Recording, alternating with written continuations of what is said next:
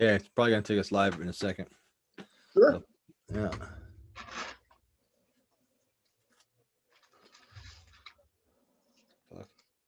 Yeah, I was supposed to go shopping, but I was afraid that my wife might come back too late, and sure enough, she got back just like now. So Oh. I'm here.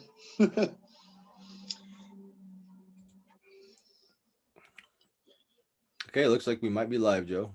All right. Yep. Yeah. I mean, whatever you can do. Yeah, man. I'm just gonna totally have to fucking wing this one. Logan's gonna be calling out. Oh. Okay, I think we're still working on it. Let's see. Now I can't tell because like there's a live thing on here, but it looks like we were live for 9 minutes and we didn't know it. That's all right. You can delete the video. Yeah. No, I'm just worried about confusing everybody because like there's like I think there's like 2 or 3. I think it goes live, but it's not telling me on my end. Because this one, unless it's like, oh, it might actually be still streaming this one. What the hell shitty this shit is, but well, I mean, yeah, I don't know, like. Okay, it timed out. So what is going on? Okay, I guess we'll try it again. That's okay, no problem. I got time for you, so I got as long as you need me to be. Looks like it's loading faster now, so it looks like it's gonna jump. Okay.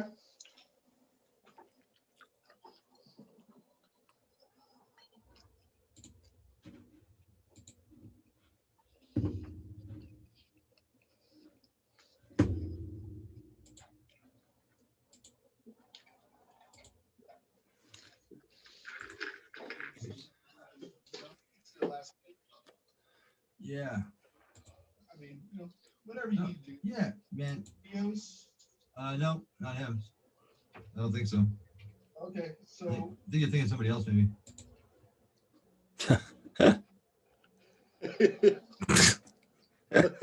I think we're live and we don't know it, man.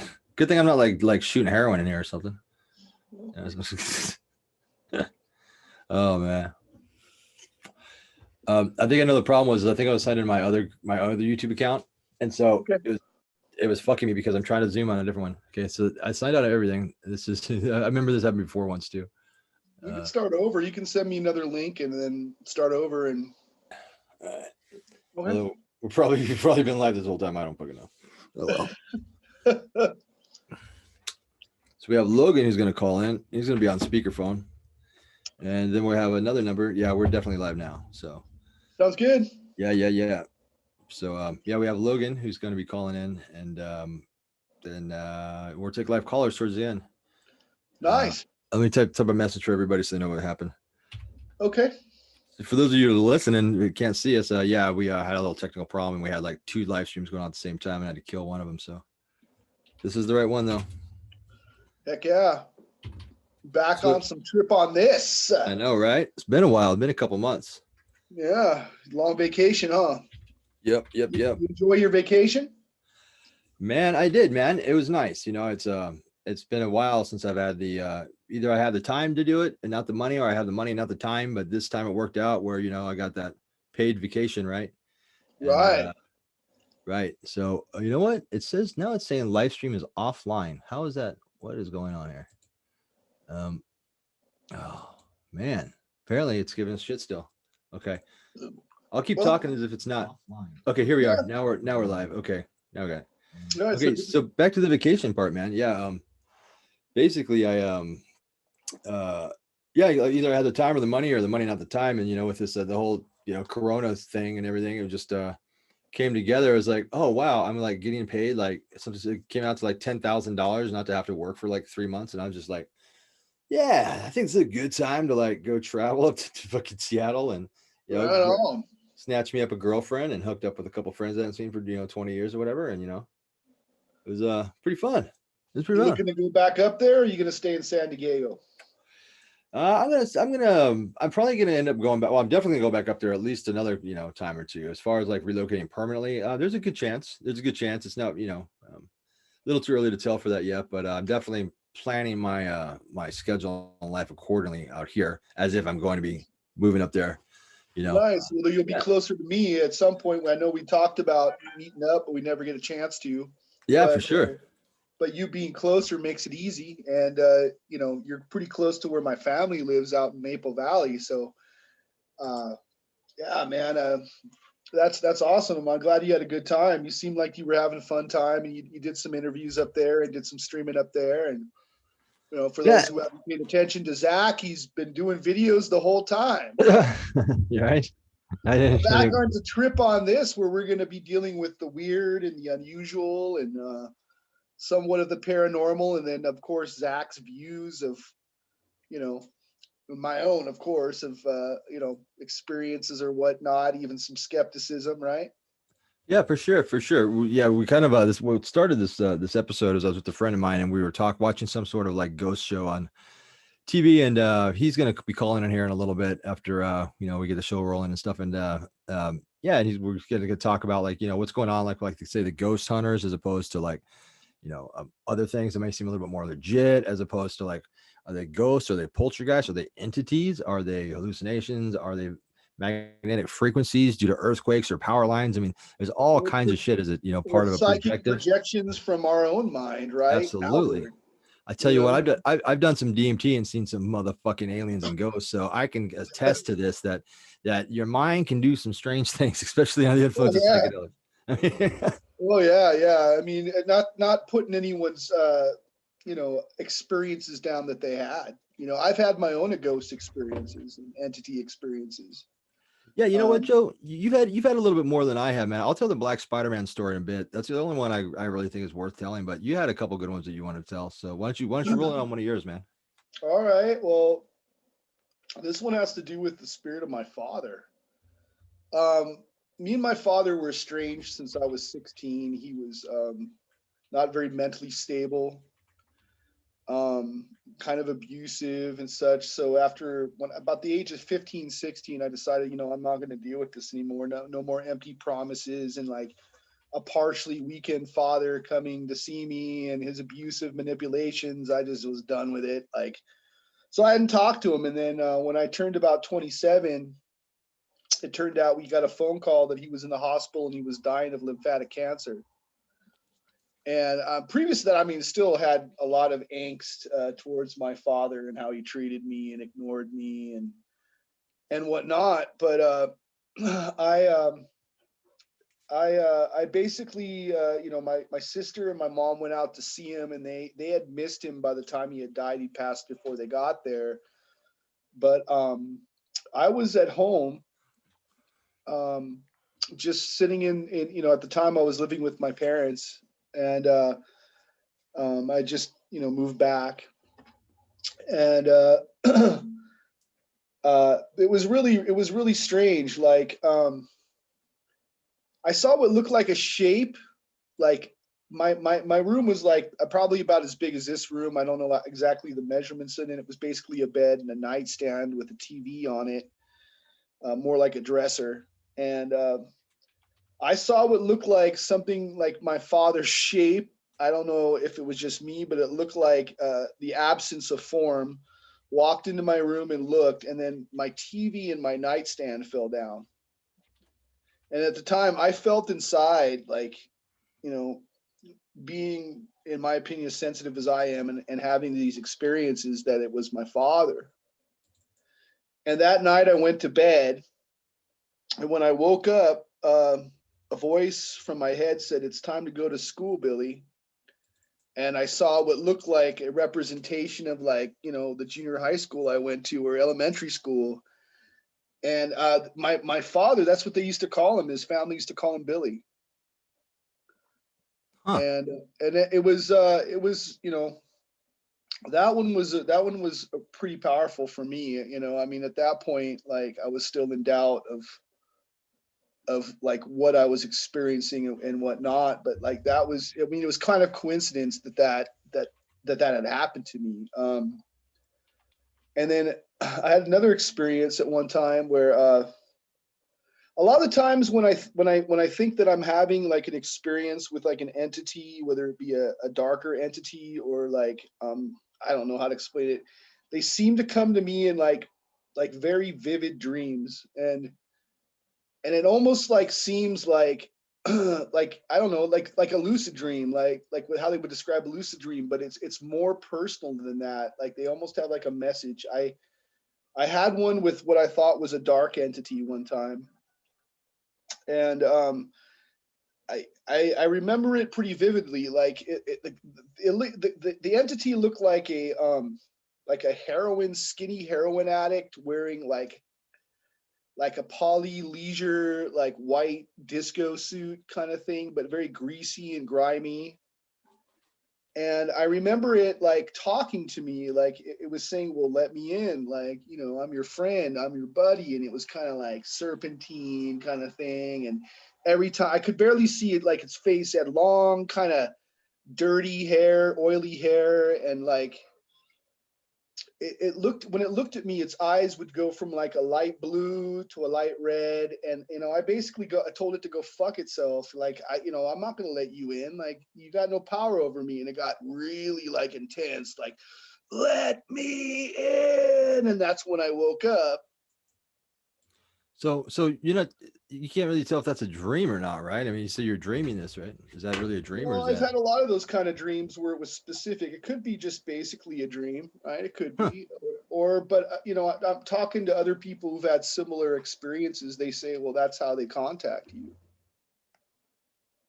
Well, it makes sense that if there were some sort of spirits or entities that, since when we're in a dream state, and our subconscious is more open or we're more susceptible to stimuli, that if there were some sort of entities that were trying to cross some sort of dimensional plane, that they would probably do it either way, on in your dreaming or even under the influence of drugs.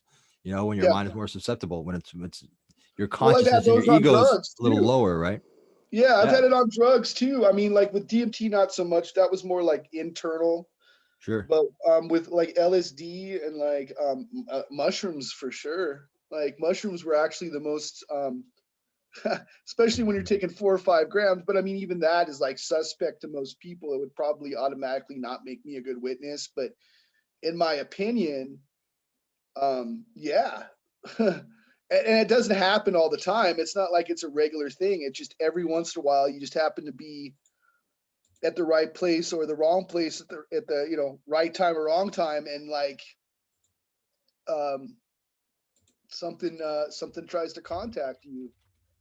I don't know. I really don't know. All I have is stories. Shit. I just have stories. But I mean, that's, like I said, like we've talked about before, like this has been like kind of a regular part of my life. And just coming to grips with the fact that like sometimes like things get strange and sometimes it can get real. What about these shows you see, like, man? What about the shows like you see, like fucking ghost hunters and shit? Like, I don't know. I'm a little skeptical, even as a believer. Like I'm a skeptic on that. I mean, Well, it just seems like it's used for dramatic purposes. Like I think there's some legit forms of communication, but like sensationalism and reality TV are there for just that. They're there for getting viewers and to get people hooked, right? absolutely. And Ghost Hunters kind of seemed like, I mean, like they made fun of it on South Park. Oh my God, someone spilled a cup, and they like wet their pants and get out of the fucking room. Like, I don't know. Like, it just seems like some of it, like I think we talked about this earlier over the phone, like just together, like, why is it that a lot of this stuff is really blurry? Like, why not, like, if you're going to take this to be legit, like actually use the instruments in front of you that could detect this stuff if it's detectable. And instead of using the sensationalist stuff, like actually make it like legit and real, not for ratings, but for, because I think it only adds to more skepticism, whether, like I said, whether it's a real event or not. But it also adds to like a disinformation aspect too. What if some of this is fucking real? And they're only adding to the doubt to others that it's not, like, and then what if it's all bullshit? I don't know. The thing with the TV shows, man, and all these like ghost hunters and people with their YouTube channels and stuff, and all these. Let's get Logan here on the line. Yeah. Sorry. Is basically, hey Logan, give me a second. Is basically that it's like these guys like they always have like really bad footage. Like it's bad video footage. Yeah, It's always blurry. It's dark. It's always like, could be a shadow, could be a puppet, could be a fucking monster, could be Godzilla, could be my girlfriend's dildo. Who the fuck knows what yeah, that was? But exactly.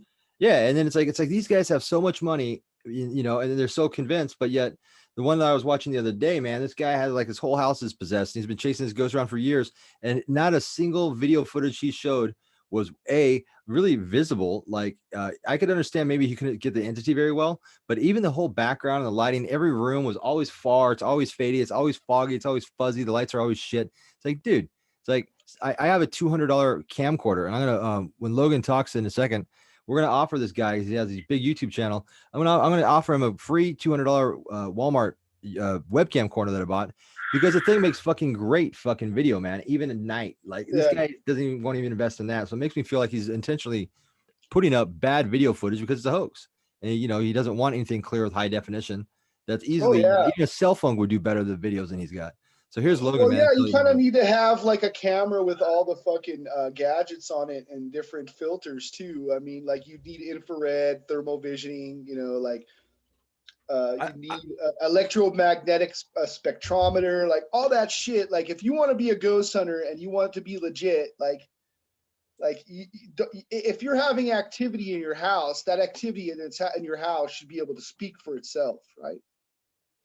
Yeah, Logan. Maybe Logan can explain better, man. What's up, Logan? You want to tell him the deal with that guy's channel? Yeah, hey, once again, thanks for having me on again. And I was watching, what kind of led up to this, and he's very right in the way that he was describing how, like, people that do this in an irresponsible way take away legitimacy from actually investigating these kind of things. And that channel is a prime example of that. And also another prime example I'd like to bring on is fucking Zach Bagans from the Travel Channel.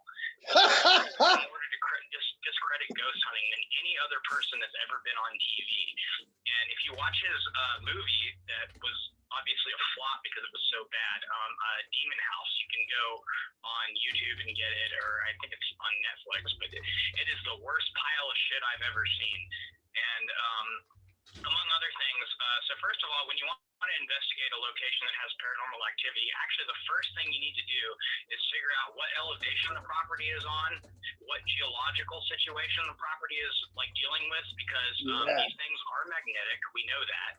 These things are electrical. We do know that. And so some zoning and some, analysis on the geological perspective on where the house actually is and the location can tell you a lot about, certain stuff that's going to happen to help you debunk stuff too. Also, you need to investigate the history of the house. Plumbing issues can cause things that might look paranormal. Electrical issues can cause things that might be paranormal. And a lot of investigators do not like to count any of that in this. Yeah, they just want to post that straight up, like that you have to believe what they're saying without proof. And then like, what's up with like the religious aspect being thrown into there? You notice there was a cop.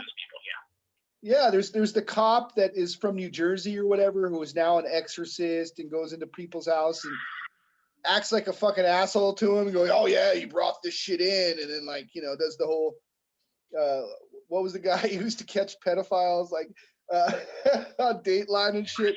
Chris Hansen. Yeah, kind of like that. Put people on the spot, like humiliate them on camera, and then like he has the fucking answers when like nobody really has the answers. Not even people that are deep into like the occult or magic or like nobody really has even those answers other than what people fucking tell them, right? It's all stories. And see, what we're dealing with here with a lot of this stuff is a situation where somebody is not being objective. And what I mean by objective is you're doing objective science and you're not making conclusions based on things that you can't prove. You make conclusions on things you can conclusively prove. And that's what, that's the whole minutia of a conclusion. And so I've noticed, like, I've been involved in paranormal investigation for years since I was 19. Yeah. So that would make me a 12-year veteran in this stuff. And I'm lucky I'm with a group of people right now who take the idea seriously. But, Yeah. I've seen groups of people that use mediums, for example, and most of your mediums are going to be fake. I'm going to go ahead and like go out on a limb and say that. A lot of people don't want me to be that guy, but about 90% of your mediums that work with paranormal investigators are absolutely full of shit. Of course.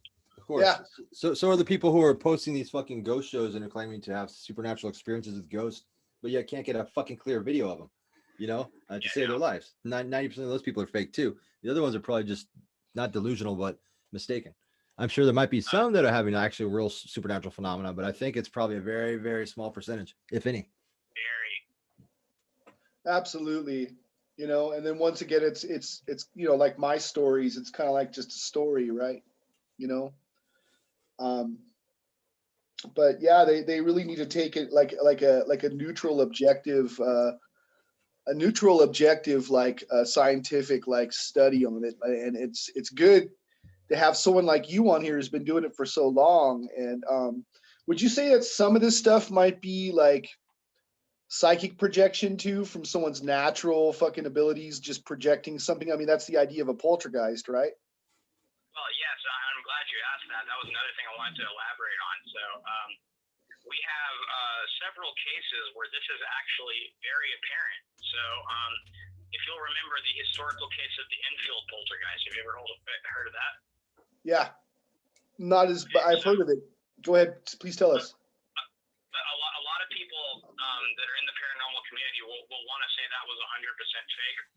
In my experience, I say no, and this is why.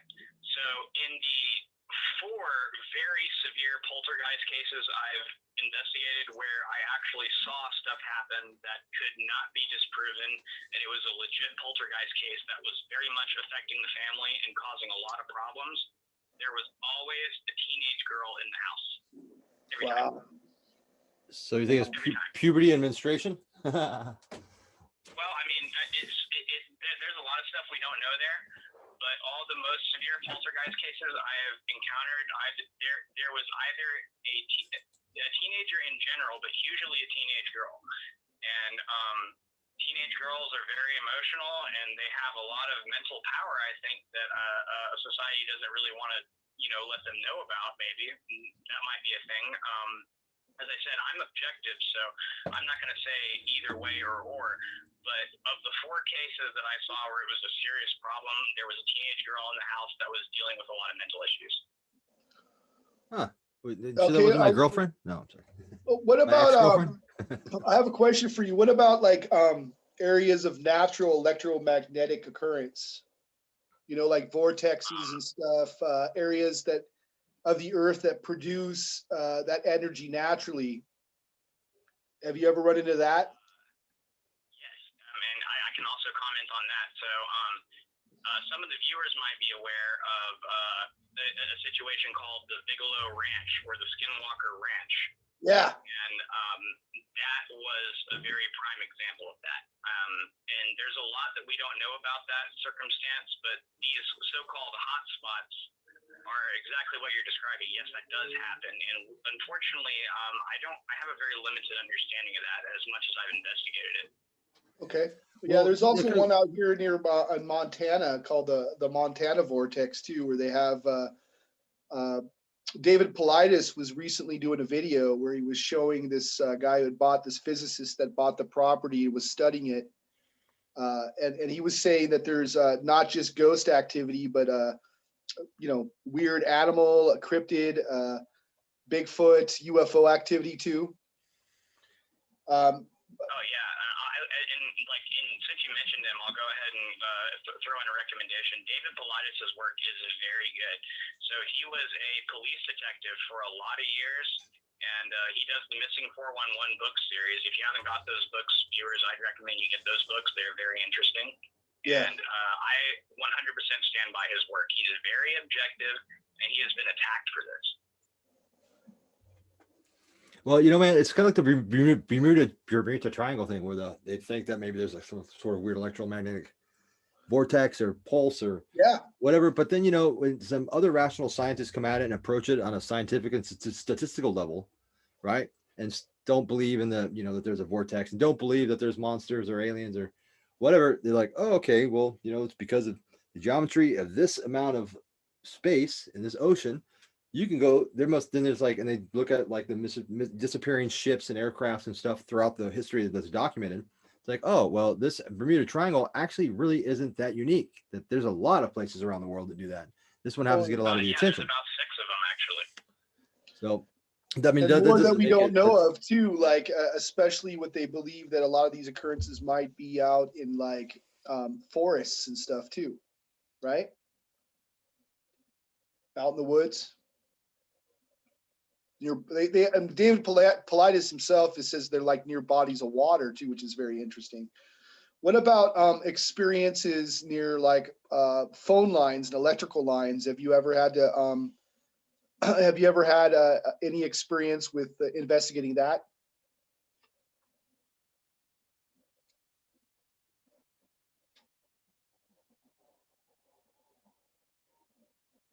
Hello? Can you hear me? Fuck, looks like we got cut off, people. Oh, wait, we're back.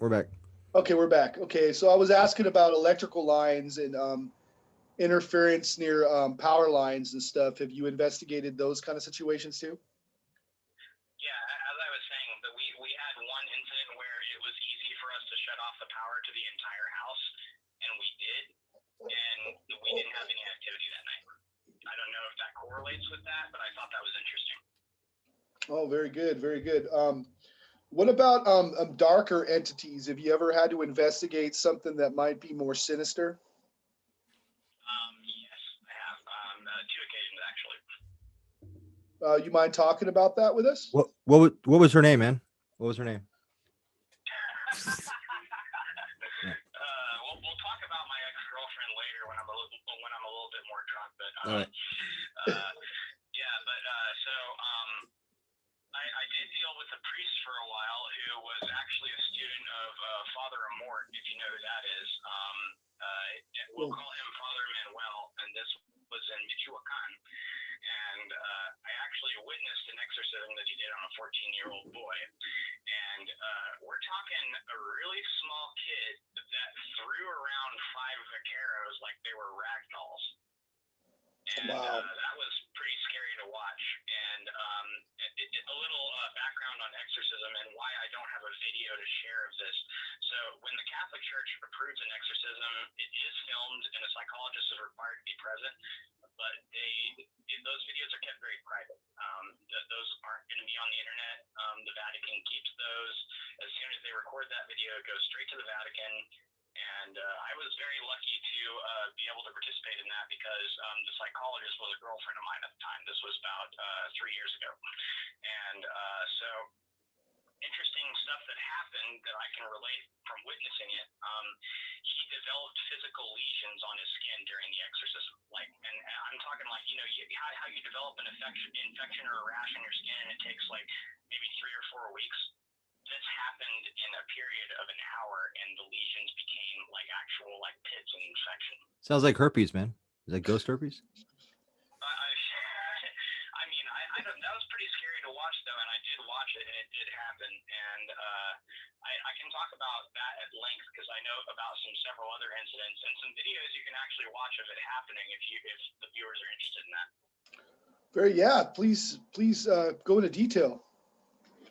Okay, well, so Ed and Lorraine Warren, if you know them, okay, so Ed and Lorraine Warren, the problem with them, in my view, is they like to perpetuate, they liked in the past tense because they're both dead, or well, I think Lorraine is, I don't know if Ed's still alive or not, I think he's dead, but they did promote some bullshit to raise awareness about the idea of demonic possession and demonic oppression and everything like that, but they did participate in real cases, and one of those was a farmer that they exorcised, and I'm fairly sure this video, not they exorcised, but they filmed the exorcism, and this video is still on the internet. I think you can see crosses forming on the guy's skin as like cross-shaped legions, and it was like really, really interesting. Because at the time when they filmed that, it would have been pretty difficult to fake. And it's really unfortunate that the Warrens faked some stuff. For example, my opinion on the Amityville horror case, I think they faked that for notoriety, which is very unfortunate, but I mean, you know, people do that. But this was a real case, and it just gets ignored when people look at the Warrens' work. Okay, well, yeah, there has been some controversy with the Warrens, haven't they? They have been extremely notarized, especially with those movies that they've recently done, where it was supposed to be about an actual case and stuff like that. But in your opinion, with some of those cases, like their early cases, legit, and then later on, a lot of those other cases that they presented as actual cases was more sensationalism? Well, and so I can actually go into detail on that too. Some people within the paranormal community, especially like the Christian-leaning paranormal community, believe that sensationalism raises awareness, and so they're okay with doing it, which I highly disagree with. I do too. I think that it starts to delegitimize people who are actually having to deal with these entities, you know. And this stuff is real. This stuff rips apart families, and when people and when the delegitimization happens, these families can't get help, and they need help. Okay, I got a theory here, guys. Now this doesn't obviously explain all the cases, but I think it does take we'll explain a good chunk of them. I think a lot of this is dealing with, say, like different types of schizophrenia and paranoid delusions. That, if you remember, in the Middle Ages, when people lost their shit, you know, it wasn't ghost, it was demons. Why wasn't there like ghost like we think of nowadays? It's because the emphasis is so heavily bombarded with religious, you know, dogma, that it was ghost, it was the devil, it was the demons, you know. And then as things grew a little bit more spread out, and things got a little bit more less gaudy and Jesus-y, and less Christian, basically, then things started to become aliens, things started to become ghosts instead of just demons and devils. And I think that a lot of things could be, I think, chalked up to actual paranoid delusions. And as we know, if we're around people with certain delusions, paranoid delusions, and we're in an environment that's conducive towards that, say like in a religious environment, when there would be a fever, someone was labeled a witch, everybody was labeled a witch, right? I mean, it was a fucking widespread hysteria.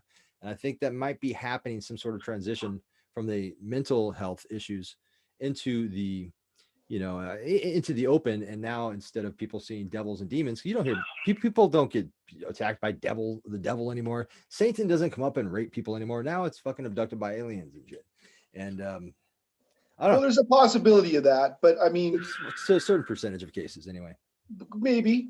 I mean, the one thing we can talk about that there's a connection between aliens and demonic ritual abuse is a regressive therapy, right? Like there's a connection to that as well. That the regressive therapy went hand in hand at one point with both of them, even during the Satanic Panic.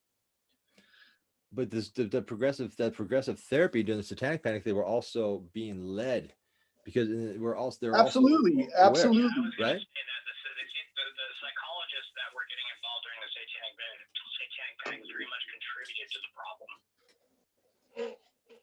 Well, that doesn't discount the fact that there are, you know, things that are unexplained. Not everything is explained. Oh, absolutely. Yeah, I mean, none of us would be, you know, consider ourselves left-hand path if we were completely strict, you know, stark atheist, you know, with no open mind to the possible mystical realm, or the possible, not even the mystical realm. I don't even like to call it mystical. I call it the unknown, because that's exactly what it is. You know, I think that we're smart enough and critical thinkers enough to not necessarily be too quick to identify this as an alien phenomena, or, you know, a ghost or whatever, right? But we're open to the possibility that it possibly could be, right? And maybe it's an unknown factor that our minds are trying to grasp things. It's kind of like with DMT. Why do certain people, why do we all see aliens or the fucking machine elves, right? Why? Well, you go across the world and people who've done DMT don't see that shit. Now, that doesn't apply to all the cases. What there needs to be is an actual real group, right? A real scientific study that's unbiased, to see if we're projecting these things into people's brains, and that's why they're seeing them, because they've read the forums, they've heard the stories, they've heard Joe Rogan talk about it, whatever, right? And now it's like, now that, you know, they're seeing it, right? And or is it just well, you're talking to someone that's had those experiences all of his life. I'm one of those people. Oh, the aliens, before you heard this? All of it, yeah. Huh. I mean, we're about the same age. We're, you know, I remember seeing the same stories growing up.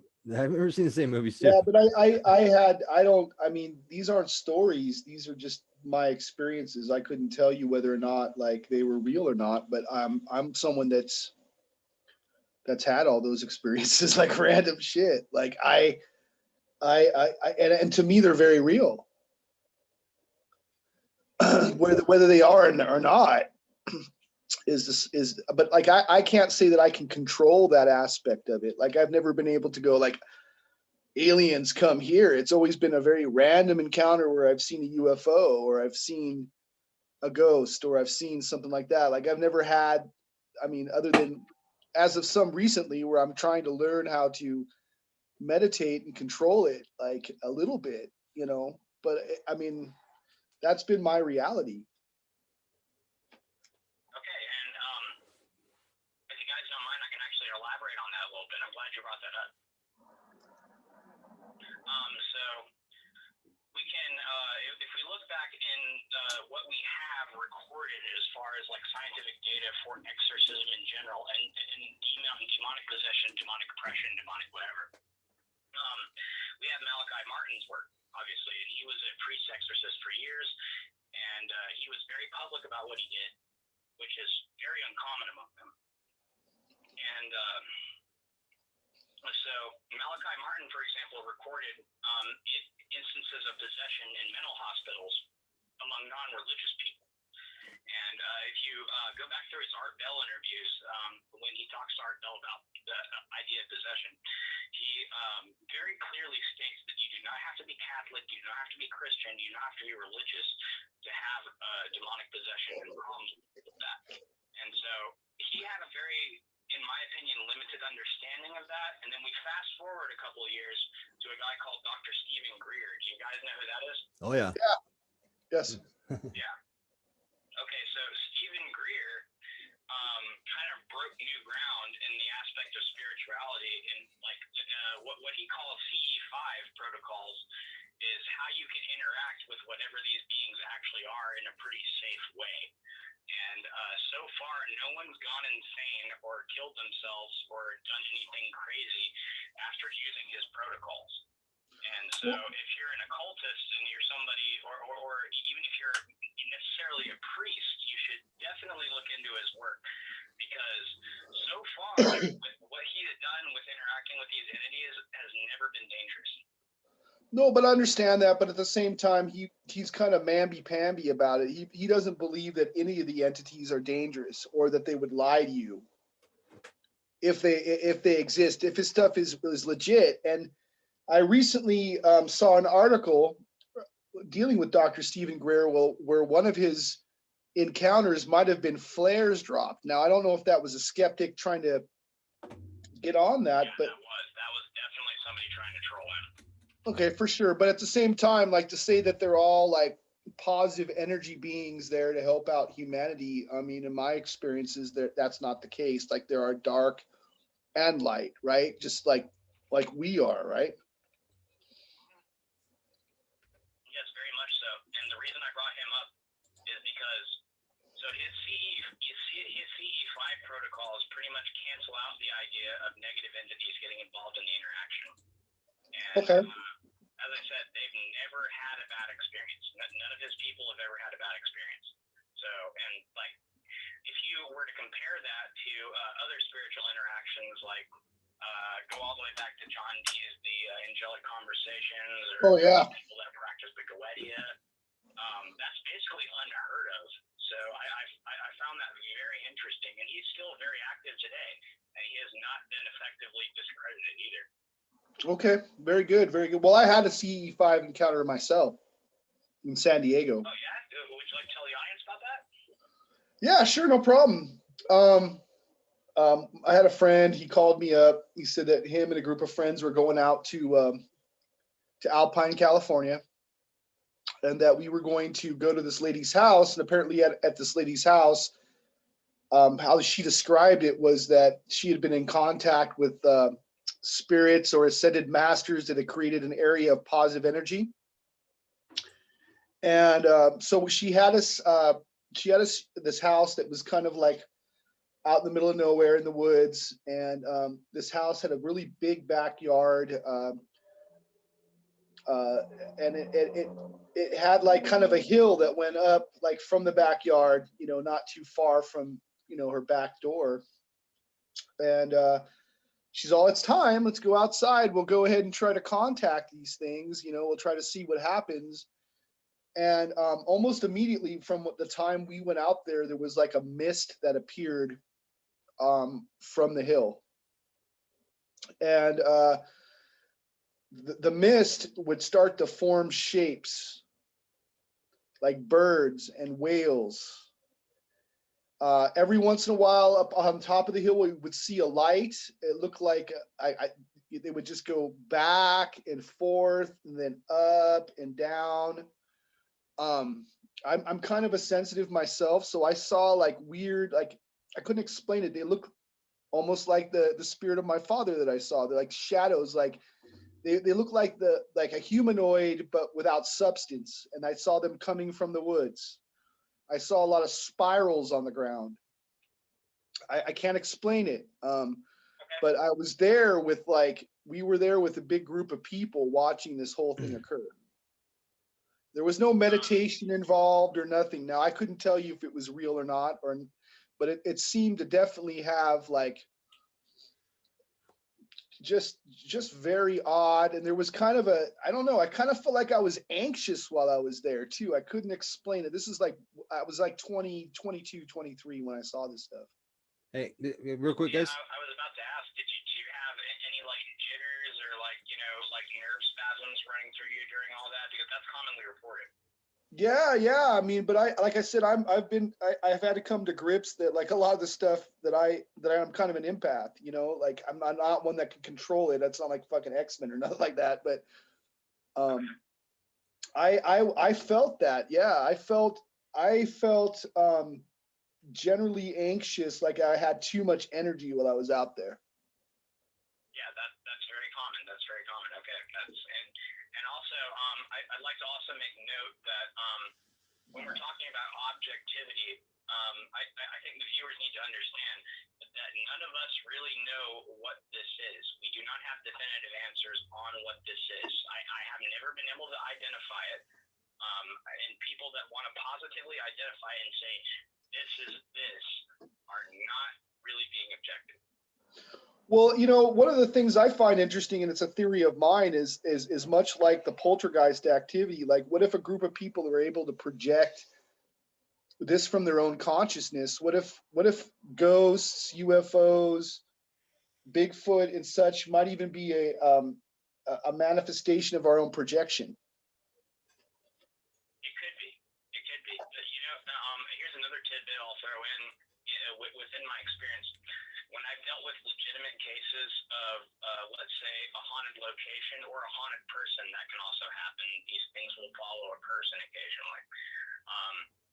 I have never, ever talked to a legitimate entity that didn't know what it was. Either it wasn't a human, it hated you, and it was trying to pretend to be a human, or it knew it was a dead person and like told you it was dead. I've never encountered an entity that didn't know it was dead. I've seen this in movies, and I've seen this in like people's literary work about the paranormal and spiritual stuff.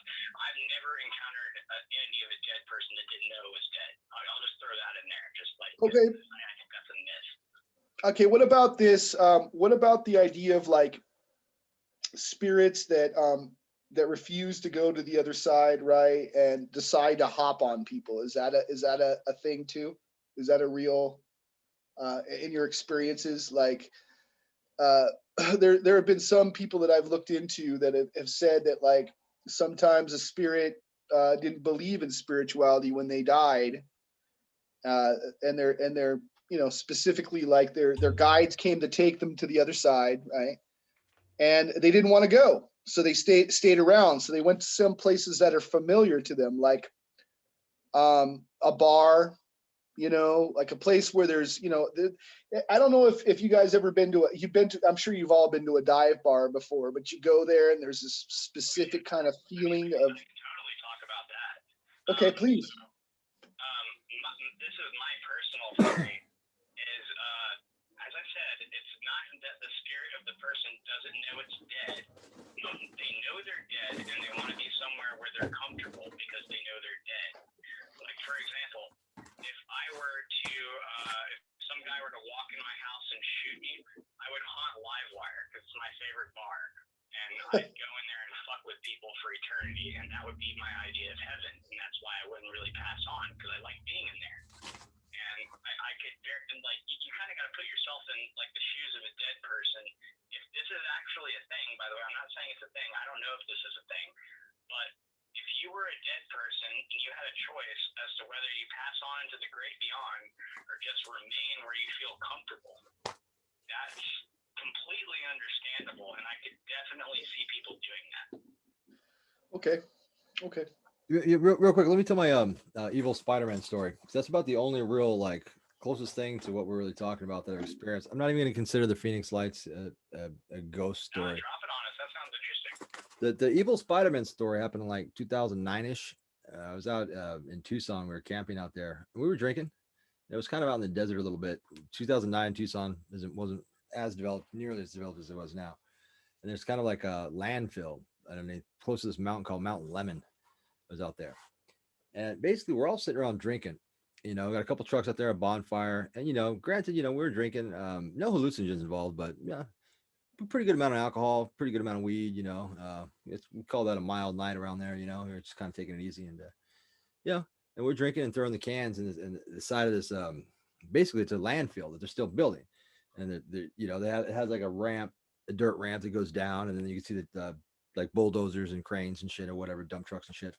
And then, there's a small amount of trash in there, but very little. It looked like probably just local trash that people like, oh, cool, fucking hole, and like threw some appliances and washers, dryers in. But it wasn't done yet, basically.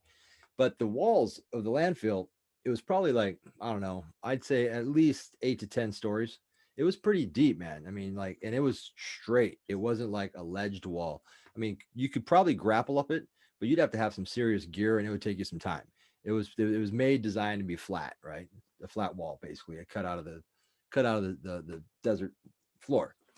And so we're throwing around there, we're taking a piss, people pissing in there and shit, and lighting fires, getting drunk. We had our guns, and we had spotlights on the trucks because we were shooting stuff, cactuses and bullshit. And we had seen like maybe a fox out there, or maybe it was a coyote. It's hard to see, but there's definitely animal life out there. So I'm out there taking a piss, right? And the guy is out there who's talking to me. He's kind of like about to take a piss or whatever he's doing. And he's actually the one that saw it first. And he's like, what is that? I look over, and you could hear it on the other side of the landfill, which is probably, I don't know, maybe 100 yards. I don't know. I mean, it wasn't a vast amount. Well, on the other side was probably 50 yards, kind of like a shoebox shaped. So it was a shorter side that he saw it. And you could hear the rocks falling, like something was trying to crawl out the side. And I thought at first, oh, cool, a fucking deer fell in there, or there's a bear, or there's a fox, or something got stuck in the landfill. Because it would definitely be hard to get out if you fell in there. It'd be hard to climb up the side unless you're like Spider-Man or whatever. And so we go. Some guy gets a spotlight out of his truck, and he's shining it. We're trying to follow it, and you could see it because it is a bright moon. So it was like it was still illuminated. You could see a shadow thing. And based on the distance, because we had been hanging out there all night, we've been throwing shit over the side, we'd driven around it. So we kind of pretty good idea. Like, you kind of get an eyeball of like roughly how size the thing was. And the size of whatever that thing was probably bigger than a human. But when he got the light close to it, the spotlights, when the truck came out and got the spotlights, then you could kind of see a little bit better. And what the thing looked like is, I call it the evil Spider-Man, because if you guys know the Venom character, right? It kind of looked like Spider-Man in the sense where it was all black, but it had a form, and the body was kind of humanoid. And you could see a head, and you could see limbs. But the weird thing it may have been a little bit bigger than a person, as far as tall, maybe 7 feet tall, maybe, it wasn't extremely bigger than a human, but its limbs, that's what was the weird thing. Its limbs were like, if you were to stretch out like this, it was like the limbs projected like twice as far. So the limbs itself, about 45 seconds, probably just under a minute. So we were chasing it with a spotlight, and when you hit the light on it, the thing, it acted like you couldn't even tell because it was black, and only when it turned its side like that, when it hit it with the light, it would move. It like the light hurt it. Either hurt it or it scared it, one of the two. But every time you put the light on it, it knew the light was on it. It would scoot. It kind of like bend to the side, and then it's like one of its limbs would stretch out like twice as far, and then it'd propel up that way. But it didn't move in a straight line up and down. It moved like in a zigzag. It'd like zigzag and then go sideways and zigzag up and sometimes back down. And you could hear all the rocks falling and shit. We could see it. And the best time that you got a light on it is when you got it close to its head. And when it turned, it had a snout. It wasn't like a dog snout. It wasn't real long. It was more like a cat, but it had definitely like some sort of like an animal snout, but it wasn't a big long beak like a dog. You know, it was more like a cat. And it just turned. It couldn't see any ears on it, but it definitely had it wasn't a perfect circle. It definitely had a form of its profile to it. And eventually we lost track of it, but we could hear it crawling. We could hear the rocks falling for at least 30 seconds to a minute after we lost sight of it. It just scooted on past where we couldn't get it. But we didn't know what that was, man. I'm not going to say it was an alien. All I know is I don't think any animal, I can't think of a single animal that could run like that, except for maybe one of those weird goats that climb to the side of the fucking, Tibetan mountains, the fucking, those motherfuckers. Like maybe it was one of those. No, it wasn't one of those. But yeah, not in Arizona. But yeah, don't know what it was, man. Yeah, you're not the only one that's seen that, Zach. You know that, right? Yeah, you tell me about other that. accounts of that. You were the one that showed me that. Accounts of strange entities, man. That, I mean, even things that look like toys come to life. And DMT toys definitely come to life. No, not DMT toys. Okay. Like, if it is an entity, right, it's going to project itself in a way that I believe they'll project themselves in any kind of image they want. If they are real, right? So there's been cases of people seeing like a Hawkman, like straight out of fucking comic books, just like your fucking Spider-Man entity. Well, maybe seen this kind of shit. So maybe there's some sort of entities that are semi-form, have a semi-form. They can like shapeshift, right? And they can shapeshift basically almost by reading your mind to where maybe they take your subconscious thoughts, right? I mean, I was a big Spider-Man, so maybe then my mind, my subconscious projected Spider-Man, and then it felt it, and so it immediately morphed into a form that it thought I'd be familiar with instead of its real form, right? Absolutely. Right, that would make sense. It'd be a very defensive move, yeah, to morph into something that would be, to someone who doesn't have an understanding of this, the subconscious might be something that you're familiar with, therefore it's less threatening to you. Although Venom from Spider-Man is pretty fucking scary if it was an entity. Right. It will really be scary if it was like one of your ex-girlfriends or something like that. Get the guns. I'll go ahead and jump in real quick. This guy in your chat, Magnetic Vortex, is fucking dropping some knowledge right now, dude. The stuff he's talking about in the chat right now is why I can't publish my work. Huh. Like, if you look at the chat, look at the stuff he's saying. This stuff is he's very on point with this. This is why I can't publish my work, because I have discovered and I know stuff that I can't really talk about on this cast because of what he's talking about. This stuff is very real. Maybe he should call in. Oh. I mean, I hope he does. But either way, I'll read up.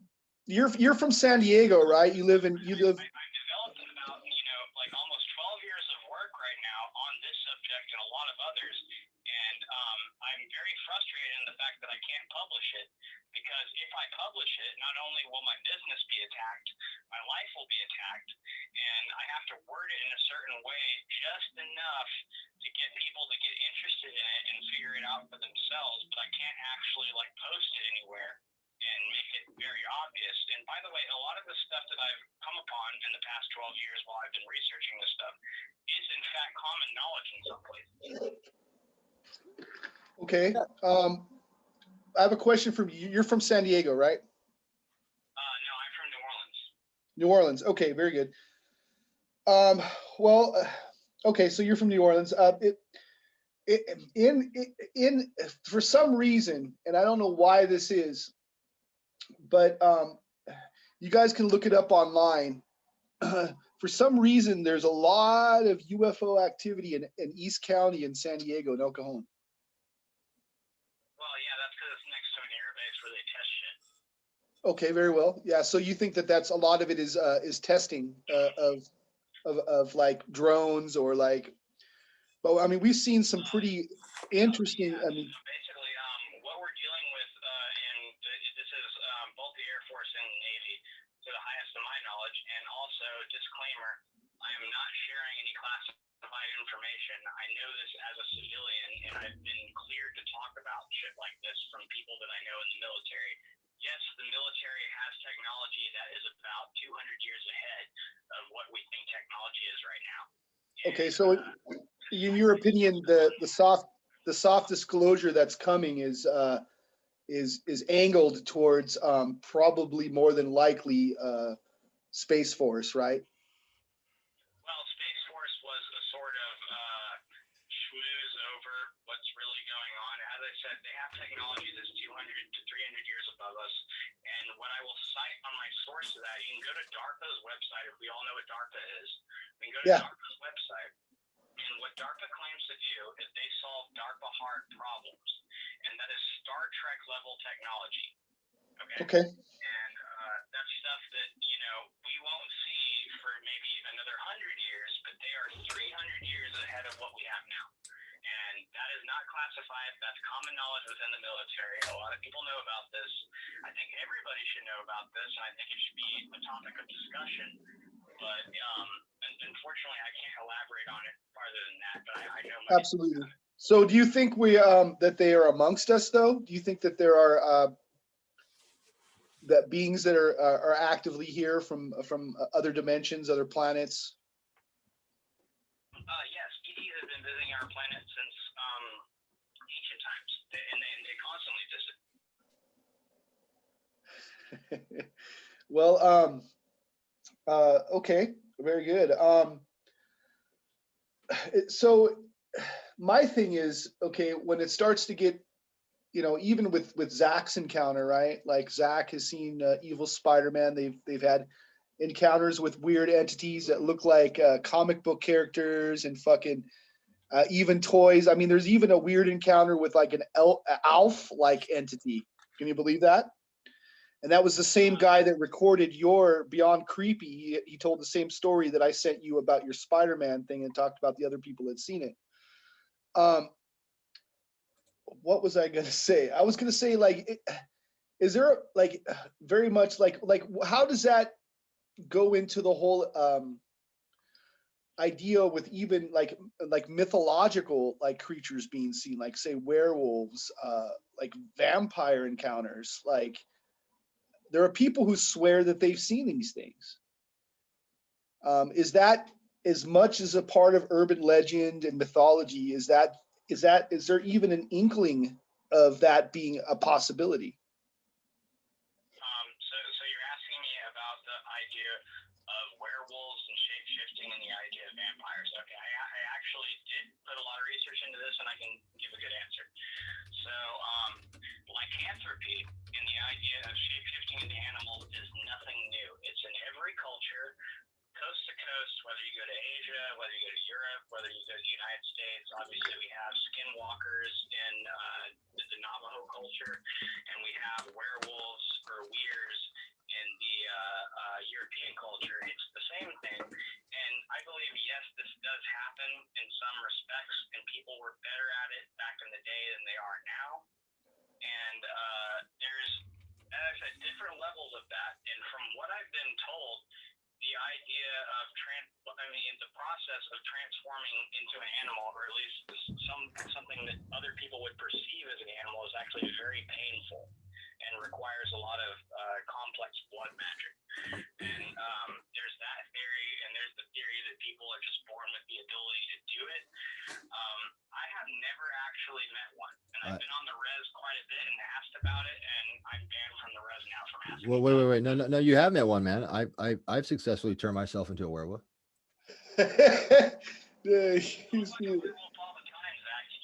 No, man. No, I'm serious, man. Like when I was like 9 years old, man, I read this book. It was called Man and a Wolf, man. And it taught I was fascinated by werewolves, man. It was like, fuck vampires, man. You know, I was all about werewolves, and they're like Well, it's always better to be a werewolf, you know. I mean, like werewolves look cooler, they're more powerful, they're faster. I mean, like when I watched Underworld, I was like, how the hell did werewolves lose a war to vampires? I mean, come on, dude. Like vampires suck. Well, I mean, I successfully did it though, man. I mean, it took me years of reading, you know, at a 9-year-old level, you know, I mean, I was, you know, a little struggling there still a little bit, but, you know, to grasp these, you know, metaphysical concepts of, you know, these esoteric, you know, rituals and spells and, you know, ancient incantations that, you know, passed along from, you know, gypsy to gypsy. What did you get esoteric hooked on phonics? No, what I did, man, is no, I don't think they had it back then in the 80s, but maybe they did. No, what I did is I came across one thing, and you know, it said, you know, if you sleep in, you know, the full moon's light on the third blood moon of the fucking decade or whatever it was, you know, Saturn's aligned over here, and you know, to Uranus, and I tried that, didn't work. I think I got molested, but I didn't turn a werewolf, and then I fucking I found one that finally worked, man, and it sounds so simple. I can't believe like people that didn't do it. It said if you could drink out of a wolf's paw print, like in the mud, like the condensation of the rain from a wolf's paw print in the light of the full moon, the first full moon, if you could find water in a wolf's paw print that was fresh. Well, that's interesting as fuck. I've never heard of that. Yeah, man. And so that's what I did. And you know what, man? I just so happened to live in Arizona, and you know, I was walking down this canal bank, and I saw these paw prints, man. And I looked up, and it was a full moon, and it was full of water. So I, you know, did my duty. I bent down on my knees, lift that shit up, man. And as I felt it, and you're right about being painful, man. I started convulsing right away, man. I turned into a fucking golden retriever, man. Somebody must have been jogging. You fuck you, Zach. Right. Okay, with this idea, this is something we kind of talked about briefly. Maybe we're going to save it for another episode. But one of the things that I find kind of somewhat interesting with some of these conspiracy theories lately is the idea that people are, you know, that there are pedophiles out there that are doing like ritual type shit, right?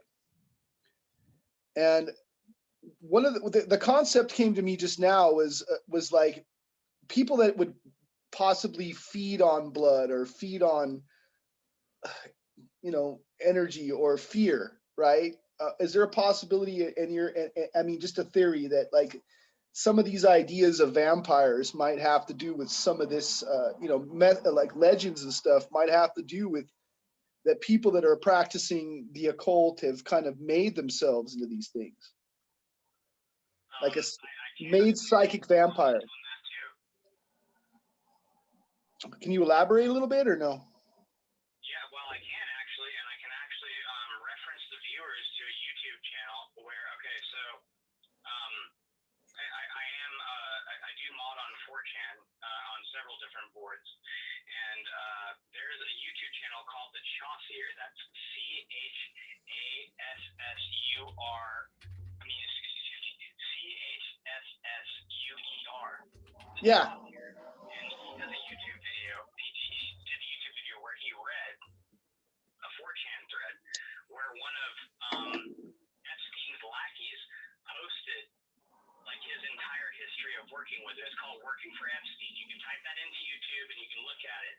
And I would advise people to watch that and decide for themselves as to what those people were doing, because that's out now, and it's also it's very available. It's very popular on YouTube. You can go watch it. He reads it very well, and I can corroborate, having met some of these like rich entertainment people, that kind of stuff does indeed happen. I don't know if they're doing rituals. If they are doing rituals, it's more of a fetishistic play acting sort of thing. I don't know if they're actually doing the occult. It's kind of like a stretch to give them credit for that. But if you want to go over to his channel and see that, you can. And if you want to go over to 4chan and like ask people about that, they will tell you, because like a lot of them have posted there. So there's that. Yeah, I mean, I had my own theory. Like there's like you've heard of the black-eyed children, right? Chaucer, like the A needs to be replaced with an E. Yeah, but you've heard of black-eyed children, right? Like the paranormal where kids come up to the fucking door and ask to be let in, and when people look at them, their eyes are completely black. Like there's a feeling of dread there. And it's kind of weird that like that kind of stuff, in my opinion, is coming out, you know, relatively shortly after like this idea of and to me, like you're saying, it almost feels like an eyes wide shut, like hedonistic, like I don't know how to explain it, but Also comment on the Blackjack Kids if you want. Can I go on a thing for that? yeah, please. Okay, so this was started by a journalist originally who had several want to get into his car, and at first I thought it was complete bullshit, but there are historical references of this when you talk about, like, for example, the vampire scare in Eastern Europe. They did have incidents like this where it was a black-eyed child or a black-eyed adult that was trying to get into their house, and it actually led to the belief that if a vampire wants to get into your house, you have to let them in.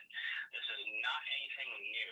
This has been happening for years, and in my research that I've done on the subject, for example, in the British Isles, when you go to England, Scotland, and Ireland, they're referred to as revenants. Yeah. And these are the spirits that they thought at the time that these were the spirits of dead people trying to infect their neighbors with the black plague that they died of, to the furthest of my knowledge. And it later got translated to tuberculosis. But there's been reports of this for hundreds and hundreds of years. The black-eyed kids thing is nothing new. This has been going on since the 10th century. Okay, so and what, in your opinion, what do you think these are? In my opinion, I think that they are something that we don't understand impersonating humans. Okay. That's the farthest I'm going to go. That, like, as I said, like, I like to be objective, and I don't like to say this is that. But if I were to make an inference about that, that's what I think it might be. It's Satan. Yeah, it's Satan. That's what the evangelicals will tell you. It's totally Satan. Yeah. So, in your opinion, through observation, like, what do you think of Marina Abramovic? Oh, you know what? Actually, that's the case I'm not going to comment on because I'm not too well versed in that. Okay. Yeah, I wanted Zach to take a look at it too, because as an artist who deals with pain and pushing herself to the limits and stuff, a lot of her imagery seems very theistic and it's That's one of those situations where I don't know, so I'm not going to talk about it. okay. Very good, very good. Yeah, all right, guys. I think it's a good place to end this, man, because we're pushing pretty high in the Right. hour mark. But hey, it's a good show, and thanks guys for all your input, man, and thanks everybody for showing up, man. I'm reading the comments right now. I'm gonna go back and reread all the comments actually after the show's done, just to catch up on what everybody's saying over there. Yeah. Post the video so I can see how funny my voice sounds. Well, you are coming through a phone. Do you have anything you'd like to plug? Do you have a link to any of your work or anything that people can check out? No. My work is anonymous. I don't publish my work, as I said, for obvious reasons earlier. I do have a clause in my will. All my work will be published upon my death and everything like that, but I don't publish any of my work. Okay. Because I have before, and that's caused me problems in my life. And I run a business, I have a social life, and I have friends. So, and that's why I'm not on camera and I'm not like in a little box visible to you guys right now, is because unfortunately the way the situation is right now, I cannot be personally associated with it as much as I'd like to. But I think everybody should know about this stuff, and this was a good show, and I'm glad we did this. Thank you for having me on, Zach. Cheers, man. All right, brother. It was nice to have you on. Have a good night. All right. Yeah, it was cool talking to you. All right, I'll see you guys later. See you, man. All right. Good show, Zach. Yeah, it was a good show, man. I was kind of worried because our technical issues at the front, I thought was just going to be a telltale tale for disaster, but it actually turned out okay. Well, yeah, it's all good. You know, I'm glad you brought in that golden retriever story. I couldn't resist when we started talking about werewolves. I had to throw that out there. No, I know you're a skeptic and stuff. It's all good. No, man. I honestly, I'm kind of like Fox Mulder. I want to believe type thing, you know, but I just don't quite, you know. And then when I do believe, I'm wrong. Like, you know.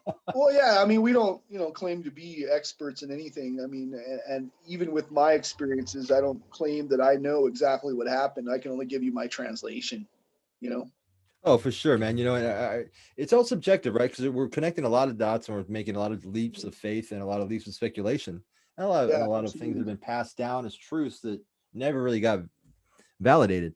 But I do believe that there is a lot more than we don't know. And what the Magneto guy over here was saying too, I've heard a lot of that stuff, man, and it makes a lot of sense. And it is, it's I mean, it's almost kind of like a given that the technology that we are the powers that be in our military present to the public as, oh, look, we have this technology. We probably had that technology 80 years ago or 50 years yeah. ago. I'm thinking that, like, especially the way the information is being released and when it was released is also a form of manipulation.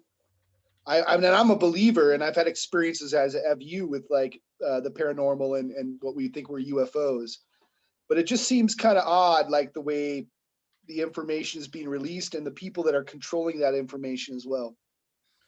You know, and the UFO thing is, I mean, yeah, it is. And it almost seems like we're being conditioned because if you start to realize like all the movies and television shows that have come out since the 90s and 80s, Yeah, I mean, almost any given day, if you're even close to a TV, you will see something about an alien. Well, maybe yeah, not a news report, but you'll see a preview to Men in Black, or you'll see some fucking serial or fucking something that has to do with aliens. And I think yeah, it's a gradual conditioning over a couple generations that maybe the generation after us or the one after us that will yeah. have been so indoctrinated into this alien thing to where when it finally they do land on the White House yard, which they probably already have, but when they finally actually come out the front door with the president, people will be like, "Oh, look, it looks like that one I saw on TV." And it'll Well, be I like, think it's going to be like them just saying, I think it's going to be them saying, like, it's ours. I think that's how they're going to come out and say it. I think there's going to be all this like, oh, there's objects, there's fucking Air Force pilots looking at this shit, and it's all a buildup to, in my opinion, to make the military look good. Like, I think it's what's going to happen. They're going to go, oh yeah, look, we've already had Space Force, we already got bases on the moon, we already got shit flying around, and it was ours all this whole fucking time. And that's what they're going to say. Does that mean that there's no aliens? I don't know. I like you said, I want to believe. I've had my experiences, but I think that they're going to build all this shit up, and they're going to say that we've had this shit all along. you know, Joseph, I know you take a lot of psychedelics, and the guy in the chat room, I think it's Jonathan, was talking about how psychs make you like go back and like obsess over your thought of eternity and Yeah, mortality and I'm just saying like that's like a pretty common psych thing, man. And that's for the sure. worst thing when you're coming off of like 5 grams of shrooms or like fucking 4 or 5 tabs, and you get stuck in that one rut where you're just like, I get stuck in the deja vu rut, man, where it's like I've done this before, I've been here before. Life is just a loop. I'm just like passing through. I've done this like 1,000 fucking times. Absolutely. I'm like, I've lived like Absolutely. 1,000 lives. I've sat at this fucking canal before, and it's just Yeah, like, my thing is like this was happening well before I started ingesting psychedelics. Like I was having experiences beforehand. They only intensified, and now there are shared experiences with others. Now that even my wife and I share experiences. So it's, could it be a projection of my own mind or our own belief? Could just the idea of UFOs being real be a suggestion that allows people to see what they couldn't see before too? Right? absolutely, it could be. Unknown. It Like we is. really don't know what it is to be human and how powerful we really are. That's true. Um, and there is some unknowns, but yeah, thank you for having me on again. It's always great to be a guest host here for you, Absolutely. and We'll I look probably see forward you to again. doing more shows.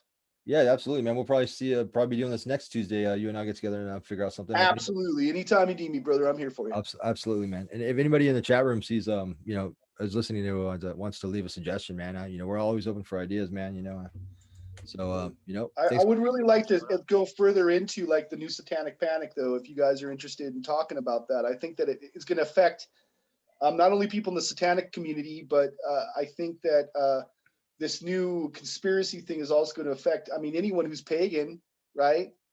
In some way. Like, I don't want to be thrown under the bus over some bullshit, but there's some weird shit going on.